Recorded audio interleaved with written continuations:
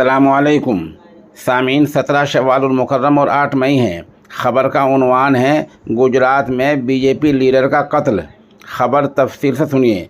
गुजरात के ज़िला वलसाड़ा में बीजेपी के एक बड़े लीडर को गोली मारकर कत्ल कर दिया गया है।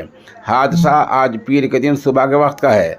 वारदात को उस वक्त अंजाम दिया गया जब बीजेपी लीडर अपनी अहलिया के साथ मंदिर के दर्शन करने गए हुए थे।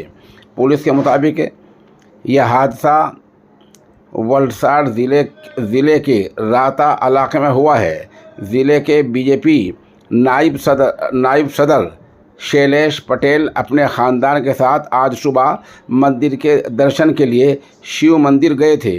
जब वह दर्शन के बाद यहां से निकल रहे थे, उसी वक्त बाइक पर सवार 4 लोगों ने शैलेश पटेल पर फायरिंग करके उनका कत्ल कर दिया।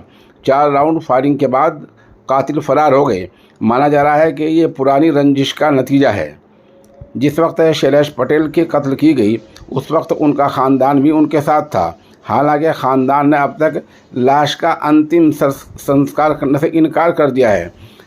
अहले खाना कहना है कि पूरे मामले में जब तक इंसाफ नहीं मिलता और मुलजिम पकड़े नहीं जाते तब तक लाश की आखिर रसूमात अदा नहीं की जाएंगी। बहरहाल गुजरात में आज सुबह एक ये बड़ा हादसा हो गया है।